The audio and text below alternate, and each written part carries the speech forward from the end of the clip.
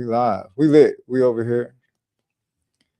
Men's mental health. I'm gonna go ahead. Do your thing while I get these banner All right, together. listen now. Listen, now I can hear you. It's a little bit better. Listen, this is another edition of Men's Mental Health Monday. I'm Teddy the comedian, your favorite comedian's favorite comedian. But we know each and every Monday I just go by Teddy. And yes, listen, I got host, your co-host, favorite co-host, Mr. Pringles the Barber Let me get with these. me, and we got a special guest. But how you been, brother? Excuse me. First of all, no, let me backtrack. He's Mr. Pringles the Barber and because we see that name at the bottom, and I feel like I'm gonna say it wrong, Pring, but I you're gonna said have it to right. bless me Watch and this. correct Watch me. this.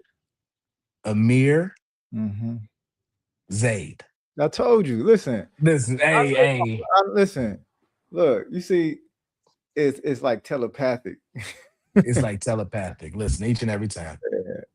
Okay. I see. He is in the building. Oh, our special guest. Our Yes. special guest. Special guest is in the building. Okay. He is in the building, and I'll wait till he gets on the screen so I can tell the chief. Can you hear us, chief? I can hear you fine. Can you see me okay? Yes, sir, Sir. chief. This is exciting. How you doing, good sir? I'm good. I'm good. My apologies for my tardiness.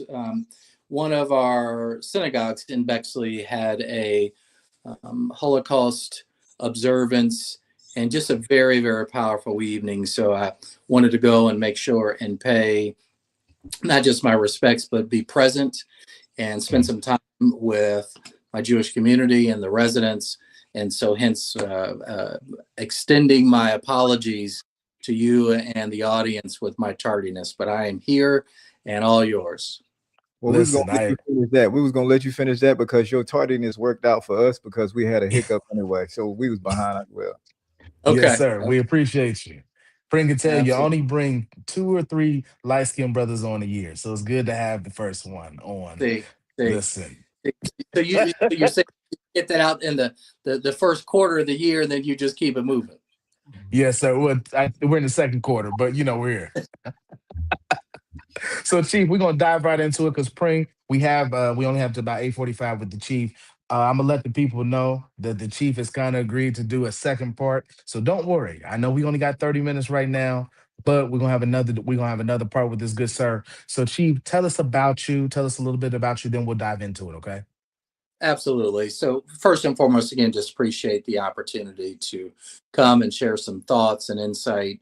This is my 34th year in law enforcement. I'm a father of 5. I have 4 adult sons. I've got a 6-year-old daughter. My sons have at some point in time either active and or served prior in the United States Armed Forces, 3 United States Army, and 1 United States Air Force. I am a product of Central Ohio. I grew up here in Columbus, grew up on the west side, the Hilltop area. Just an amazing community. Just recently spoke about the impact of redlining and what the impact of how communities and gentrification and just the impact of what that has done to the African American community and family, and being a byproduct of what that looked like, where many had lived in certain areas in Columbus and had been pushed out when they started building the interstates. And my great grandparents resided in an area called the Hilltop, USA. After high school, did undergrad in Pittsburgh, came back, joined the Ohio State Highway Patrol, spent 22 years as a state trooper, was stationed all over the state of Ohio, retired, spent some time at Ohio State, Cleveland State, University of Louisville, and now the chief of police in Bexley. So I've been very blessed, very fortunate. Can you hear me? Yeah, Yeah, yeah. Now hear we you now. can. Okay. My thing with what made you choose policing? So I didn't. Policing chose me. Mm-hmm. And I think, like many of us in the African American community that have had interactions, perceptions, experiences from others, that it was never something that I sought after. I have a visual communications degree. I went to art college, stayed in the marketing and advertising space, and started looking for an opportunity.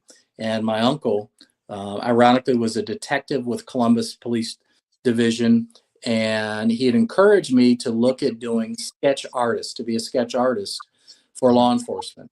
And I had applied with the Columbus Division of Police. I looked at Franklin County Sheriff's Office, and it was mentioned to look into the Ohio State Highway Patrol. Went by the Highway Patrol Academy located there at 17th Avenue across from the State Fair, and had asked to speak to someone about this potential type of a role. There was a gentleman by the name of Gilbert Jones. I just watched a special on Gil Scott Heron. But Gilbert Jones, and Gil Jones was the second African-American to graduate from the Ohio State Highway Patrol Academy in 1965. He was the captain at that time in charge of recruitment. And I shared with him what I wanted to do. And he said, "Son, why don't you become a state trooper?" I said, "Sir, I have no desire to be a state trooper." And he asked where I was from. I shared with him, and he said, "Well, who are your grandparents?" I told him who my grandparents was. And now remember, this is 1989. This wasn't the days of flip phones and cell phones by any stretch. He pushed the phone over to me, the big desktop, and he told me to call my grandfather. So I called my grandfather and handed him the phone. They chopped it up a little bit. Captain Jones then hands me the phone back, and he says, my grandfather says, "Fill out the application," and hung up the phone. So now I'm looking at this man across the desk, and I said, he said, "You got to fill out the app, don't you?" I said, "Yes, sir." He said, "Well, guess what? My big brother and your grandfather were the best of friends." And that connection. So you never know how God will ordain your steps, because they're ordered. They truly are. And I use this as a ministry. God has used me as a vessel and a vehicle that I never would have thought, never would have imagined. And not just for me, in trying to represent and speak a language that the African American community can connect to, can relate to, that they have someone to feel comfortable and safe with, but to look at the legacy and the impact. And I can't tell you, there's so many young people that I've been able to mentor, the number of Black and brown men and women that I've been able to handpick and offer a little bit of insight into this profession. So I have been truly blessed. But that's how I ended up getting in law enforcement. Gil Jones was a very dear friend and mentor. We lost him to cancer a few years ago, but I keep a photo of him on my desk as a daily remembrance of his impact on me, and that I am charged to make.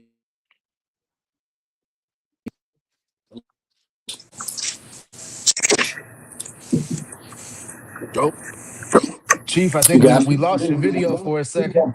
Yeah, just was closing with just the impact of what he ended up retiring as a lieutenant colonel with the Ohio State Highway Patrol. He then went on to the Franklin County Sheriff's Office. But it's just mentoring why it's so important, and he was such an impact and a role model to me. So I just look to do that for the next generation. Let's, while we're trying to figure it out, because it looks, the screen looks black. Frank, can you see him? No, I cannot see him. Okay, Chief, it looks like you probably got to click that button to get back on camera. But while you're trying to figure that out, I kind of want to talk about. We do know that Which things. can you? How's that? Can you see me yet? No, it went out. Let me see here. Let me get on the Wi-Fi to make sure the signal is strong.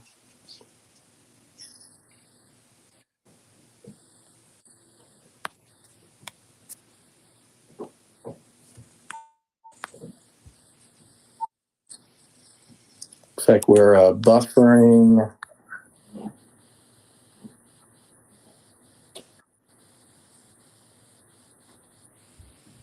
You're Here back. we go. You're back. And with strong clarity. Okay. Much stronger. Much stronger connection. Perfect. That is perfect. Good But while deal. we got you back, let's dive right in. So, you've been doing this, over 35 years. Has it gotten better? Have things gotten better? Because we know social media, we know TV can show this persona, but you are boots on the ground. You are frontline. Have things gotten better when it comes to our community?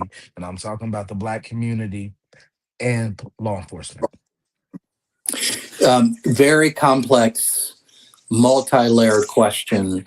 And so I think that, you got to really break that down on many levels.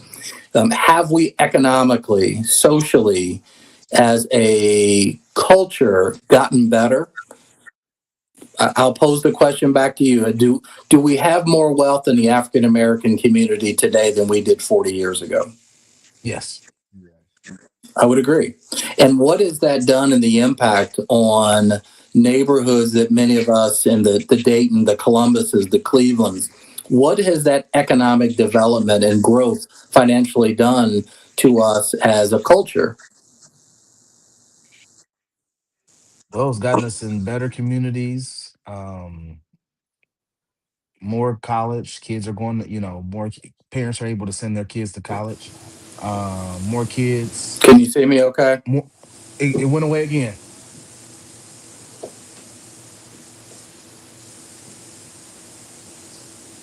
You guys are cut out. It went away again. Yep, it went out again. I think it's probably just the Wi-Fi, the connection of it's not as this is a little because we're doing it from like the internet. So it's like StreamYard, because there's no StreamYard app, is I'm there? not hearing Pray? anything at all. It is an app for guests. Yeah. Oh, so Chief, can you hear us? Let me tell the chief to go out and go back in. Hold on. Yeah, yeah, let them go. Yeah. And I'll pull them back in. Yeah.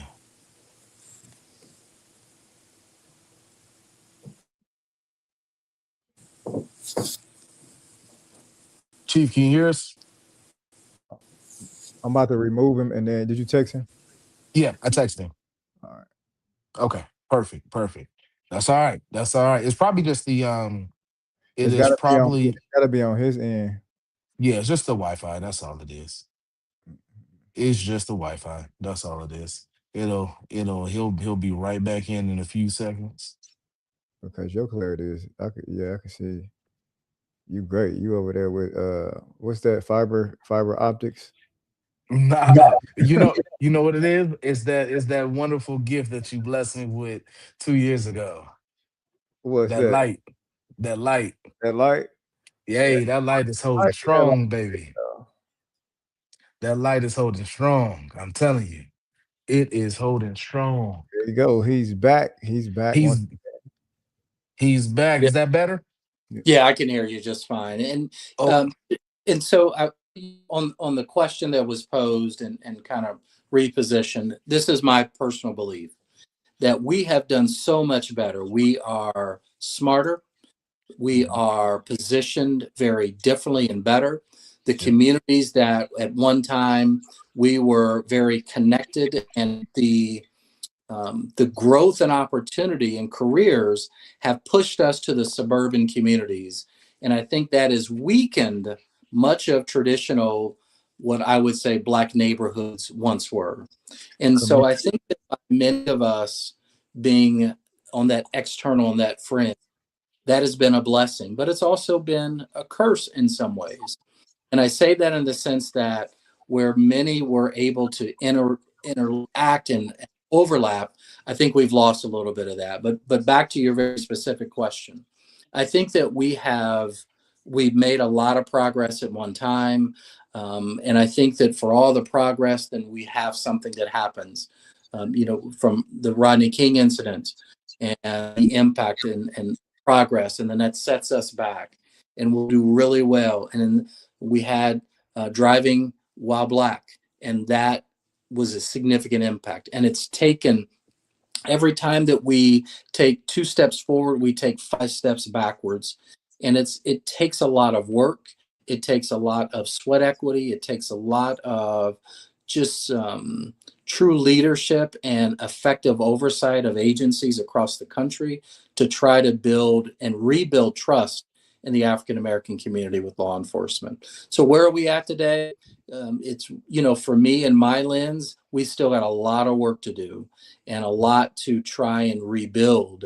And simply on the heels of Breonna Taylor and George Floyd and Ferguson and so many others, seeing the impact of what that has done and how it's impacted recruiting. A lot of young African American, Black and brown men and women have no desire to do this job, similar to myself 35 years ago. So here we are having almost similar conversations with different talking points. But at the end of the day, numbers are still not what they should be to try to represent law enforcement agencies. So what would have to change with that, you know how a lot of us feel like the police aren't on our side, like with everything that's taking place, what would have to change for that stereotype to go away, pretty much? I think a lot of it has to do with just doing this, meeting people where they are, engaging more, inviting our young people to understand that it's an amazing career, to invite them in to do ride-alongs, to engage them. We talk about community policing, but then we don't want to go in the community.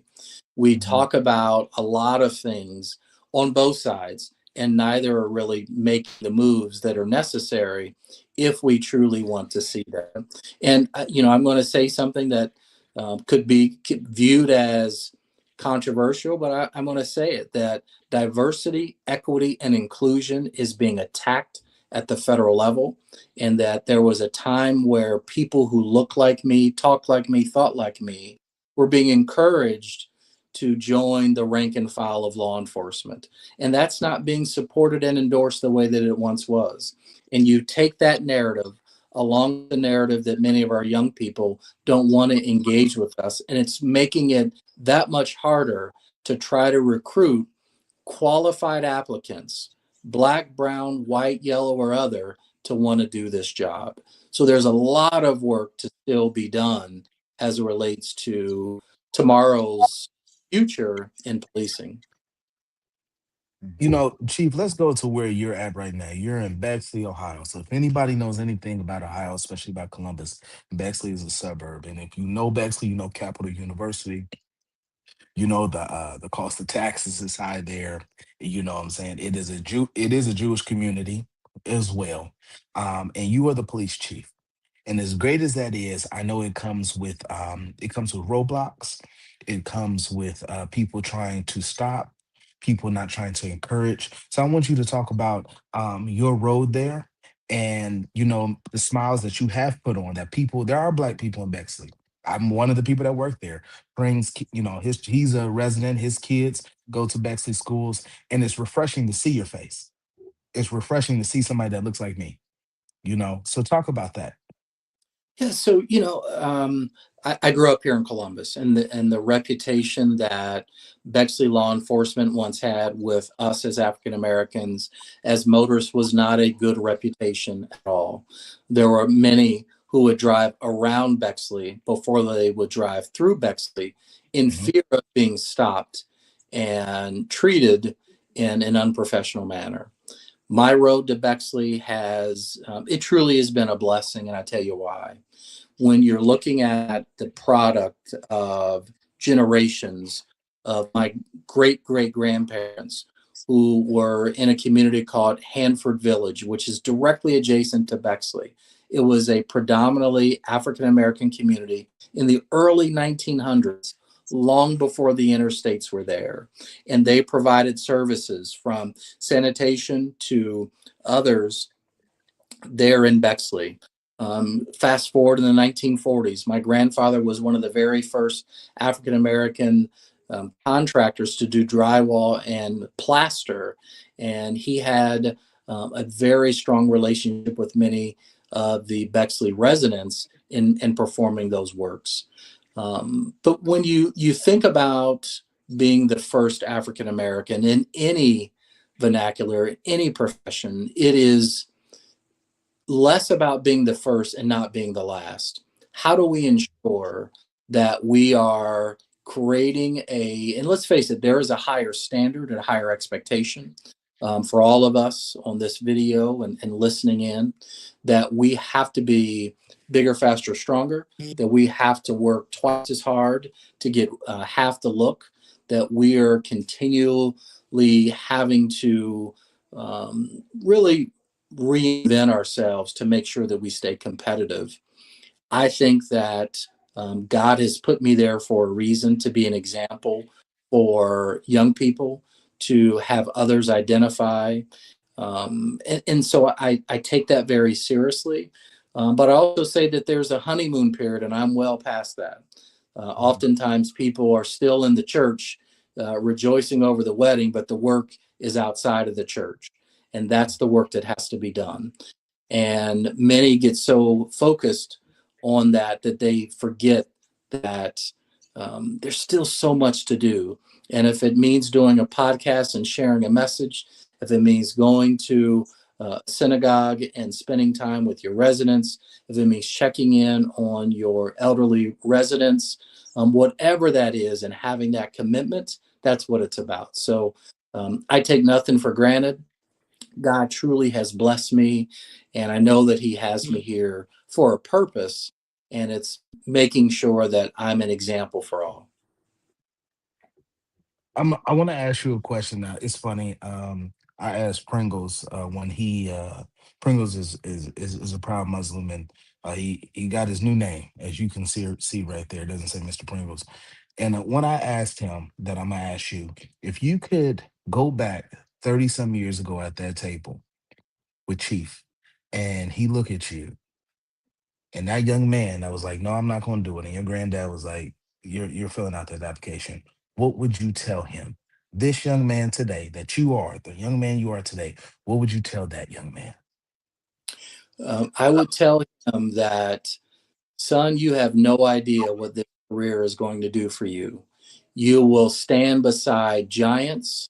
You will stand on the shoulders thereof. God will use you in ways that you never saw fit.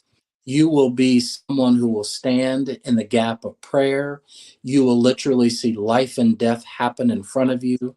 He will place you in places that you never would have imagined, at the center and heart of some of the nation's most crucial and critical times of race riots, KKK rallies, of rioting in Cincinnati and Louisville, and watching so many different things unfold. I would have said, I don't believe it. But had that voice said to me, and I'm thankful that I listened in that moment, and listened and to heed that. If we all had that time machine, how many of us really truly would listen? Some of us are hard-headed, and we want to get it our way regardless, even if that person truly knows. Let's face it, most have our best interests at heart. They truly are giving us wisdom, but not everybody is able to receive it. My grandmother used to say, it's like trying to give a steak to a 2-year-old. It's too much. They can't handle it. And sometimes that wisdom, that knowledge is too much for some.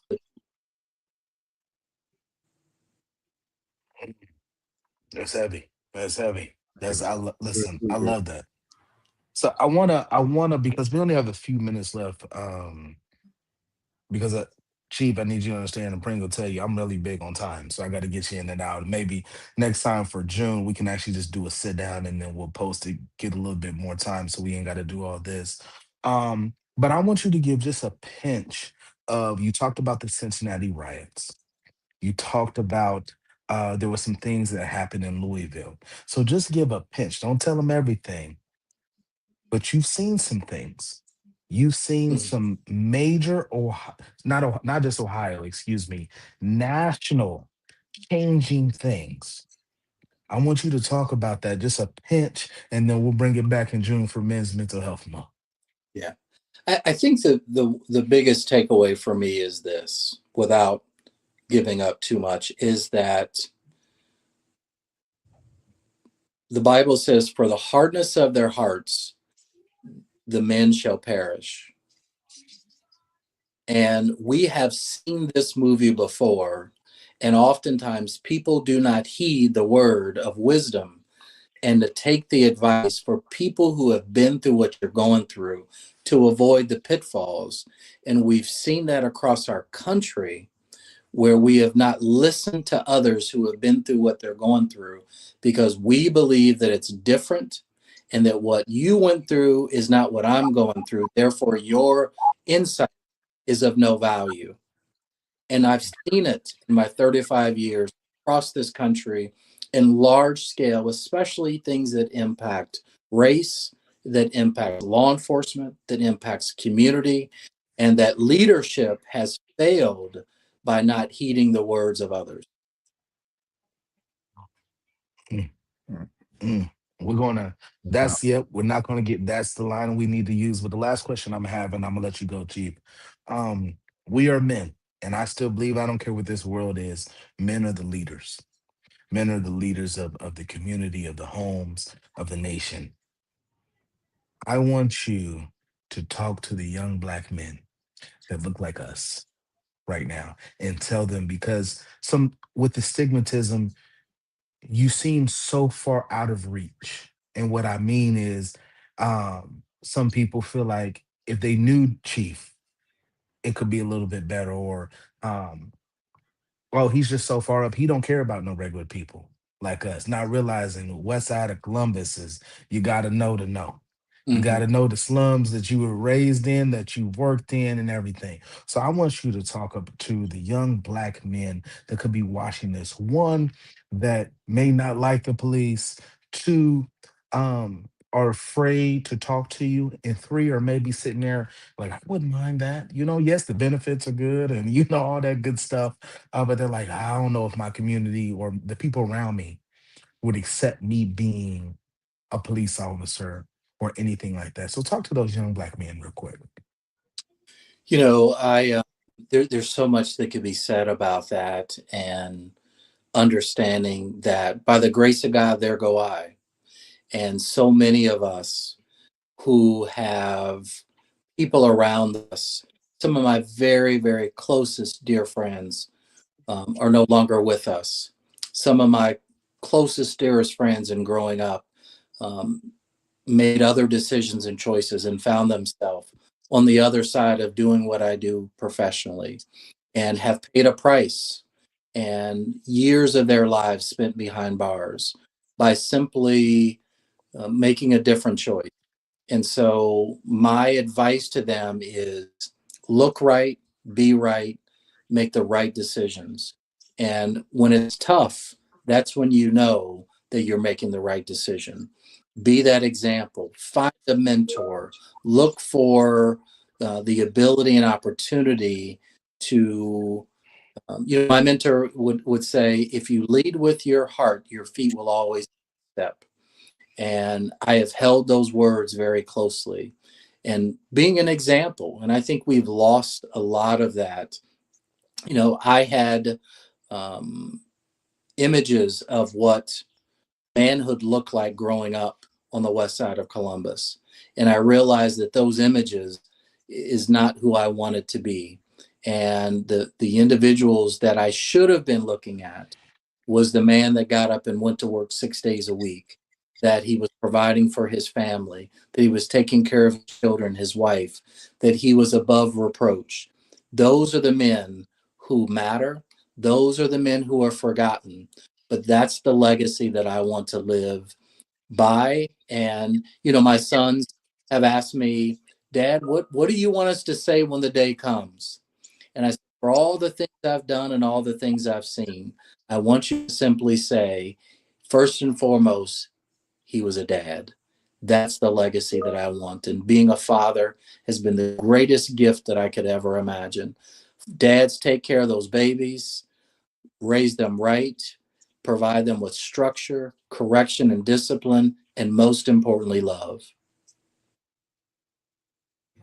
Listen, I love that. So, Chief, we're gonna me and Pring are gonna say on know me all we all go together, but it's only 8:40, so we got a few minutes. We're gonna let you go. One thing I do want to say this to you is Pring, I don't know if you knew, but And for the people that watching, I got connected with this good brother through our guest back in February, Mr. Brian Dury. He's now with Ohio Chamber of Commerce. He was with the Bexley Chamber of Commerce. He's now with Ohio Chamber of Commerce. And to be able to sit there and just listen to this good brother right here, he is genuine. To see, we're at Scotty's Diner. We're at Scotty's Diner. And to watch all the people just walking up, hey Chief, hey, how's it going? Hey Chief. It wasn't fake. To me, now Chief, I don't see what you see. So I'm just an outsider looking in. And to see those people and how much they loved you and respect you, it just to me was like, whoa, like we're honored to have this, to talk to this good brother. We don't give flowers on the show, we give jury because flowers die, but the price of gold and jury always goes up. So we here at the Men's Mental Health Mondays, we give you your jury, good sir. We appreciate your sacrifice and everything that you do. And one thing I do love that praying appreciates is that you're a man of God. That's one thing you stand on that. That is first and foremost. I say I know you're a father, you're a husband, but you stand that you are a man of God. And I know somewhere he's Chief Gary D. Lewis Jr., job well done, sir. So we Well, appreciate you so much. We're gonna let you go. We will talk next month to do a sit down Pringle. I know you'll be okay with that. So we don't even have to mess with this technology. We bring somebody in and we'll get ready for Men's Mental Health Months because I think that'll be important. And I think we definitely need to do some things together. We gotta do this. We gotta get people together. It, yes. they're trying to go away from us. They're trying to get us away, and we not doing that. You know, the Bible talks about in the last and evil days the great falling away. And I think that we have an opportunity to unite and bring us together, that there's so many gifts and talents that are out there. But we also have to meet people where they are. We have to find time to do this. We have to provide the resources to be able to bring people together. And most importantly, never forget where we come from, to not allow the suburban feel take us away from who we fundamentally are. And remembering, and I used to tell my children that they would say, Dad, I'm hungry. There's nothing in the fridge. And the Lord spoke to me and said, you don't know true hunger. You simply want something to eat. Mm. True hunger hits different. And I thank the Lord that my children have never had to experience true hunger and what it meant to go to bed without something to eat. And so God has blessed me so. And so I feel that it's my responsibility that if I can bless the next generation and provide them with the food to help them in any way that I can, that I'm doing what God has called me to do. Gentlemen, I appreciate both of you. Looking forward to sitting back down again. Yes, sir. Have a good night, Chief. All right. Appreciate you joining.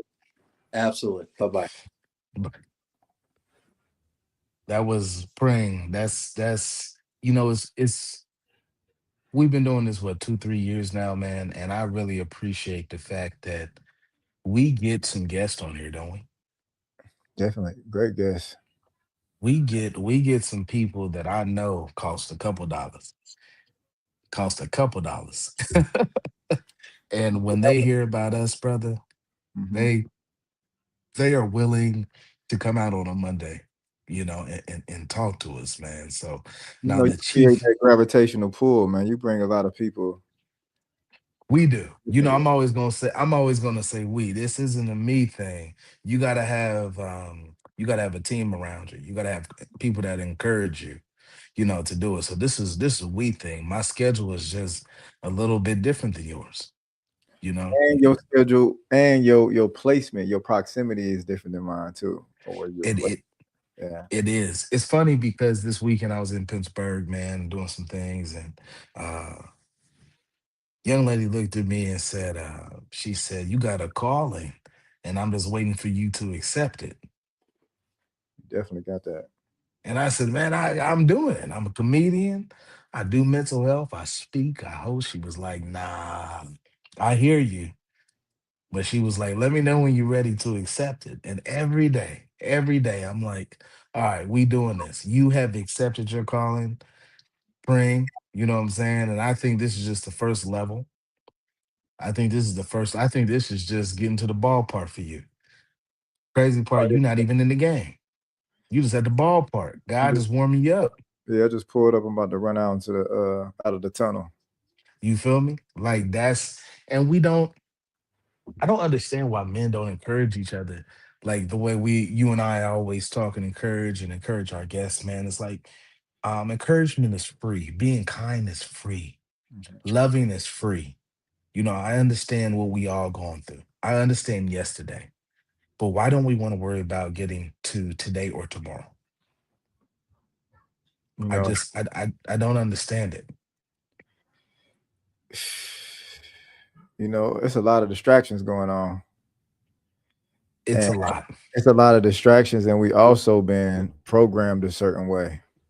Yeah. So if you can't really sit back and try to erase the program and start from scratch, a lot of people just follow suit.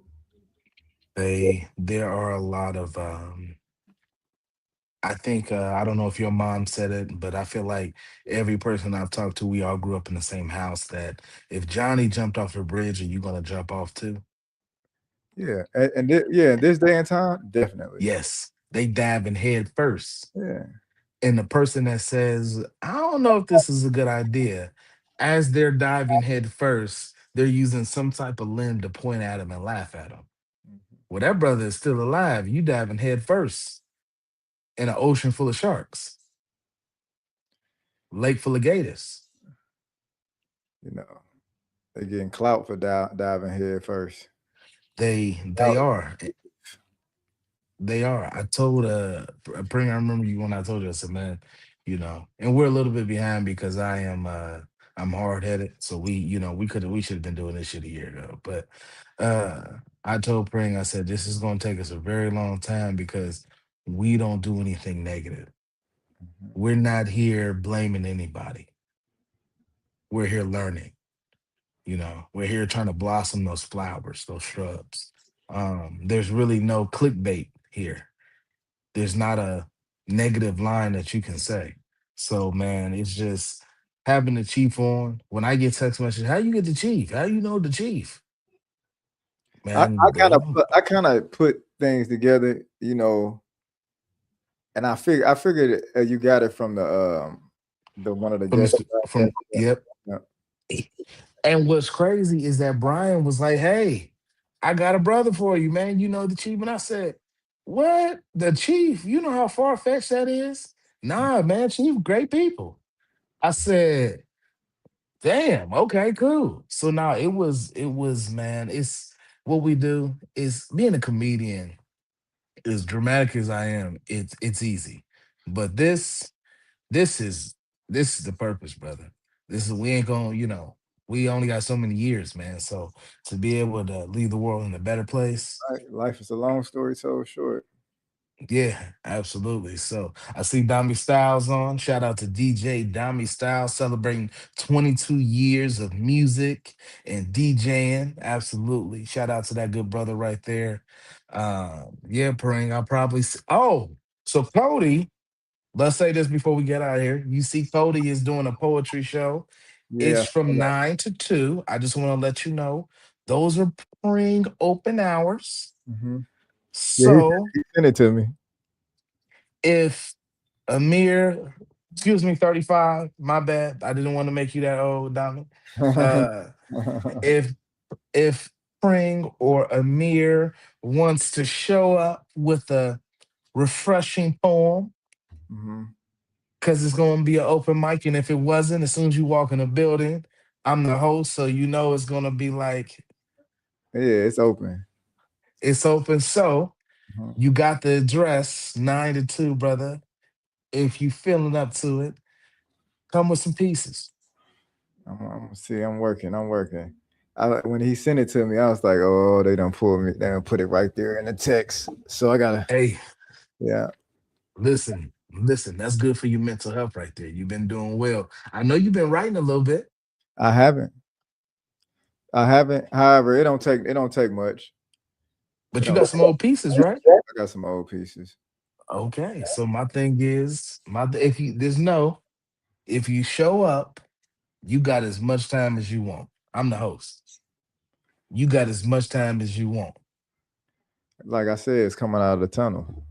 It's coming. Listen, it's Yeah. coming out of the tunnel, brother. So, nah, man, I appreciate you. Did we talk to our possible next week's Yeah, guest? no, we waiting for a response back right now, and I'm about to look at this right now to see if she, yeah, she has a Well, on while you're doing that, response. April 27th, we have a wonderful, wonderful sister, wonderful mom, wonderful wife, wonderful pillar of the community. Her husband just commented. Jasmine Chapman will be on. This is Autism Awareness Month, and she is raising a king. I got the honor of sharing his birthday back in February. I work a second job, and I'll let her tell the story. But that's April 27th. We'll be talking about Autism Awareness Month. She has a prince that's going to be a king. That's my guy. I'm proud to be Uncle Ted. So I'm just going to let Miss Jasmine do her thing. But yeah, so Sarah, excuse me, our guest, I don't say no names. I got to hide her names. Got to hide the names. Um, Hopefully. And Sarah's good, great people. We'll figure it out. You know, if we got to do like a quick pre-recording and just post it, we'll do that. But she's amazing all the way in Houston. But praying, I'll let you say what you got to say, and then I'll wrap up and we out of here. I want to say, man, appreciate you getting the guest, the chief. That definitely was different and well deserved and needed. I can't wait to do that sit down. That's gonna be a good sit down as well. And once again, make sure you all go follow Men's Mental Health Monday 614, the YouTube page. Subscribe to that page now. Other than that, man, it was a great night. It was a wonderful night. Sorry. Yeah, you gotta end with it. It was a great night. We got to change the ending up because we pushing this. So I'm gonna say, life is a long story short, told short, and make sure you live it like you know it. I am Amir Zaid. I am him, not them. Oh, there we go. We good. I know what I was expecting. So I know what I was expecting. But listen, like I said, like Amir said, huge shout out to the chief. Shout out to Mr. Brian. Shout out to Amir. I'm gonna say this since he changed it up. There's a quote that I heard. I'm gonna change it up a little bit and say this. Are they here because of the flowers, your flowers, or are they here because of your roots? I'm gonna say that again because with mental health, you have to want to get to know the roots to understand. So if they're here just for the flowers and not for the roots, it's okay to be brave enough and walk away. Because what's going to happen when your autumn, when your winter, when your dry season comes? So, on behalf of the chief, Gary, the chief, Gary Lewis, Amir Zaid, your barber's favorite barber, my favorite barber. Always shout out to Damion. My name is Ted the Comedian. We will see you next week at the same time, and we'll see Bring on Friday. Appreciate y'all. Why you slam that door so hard?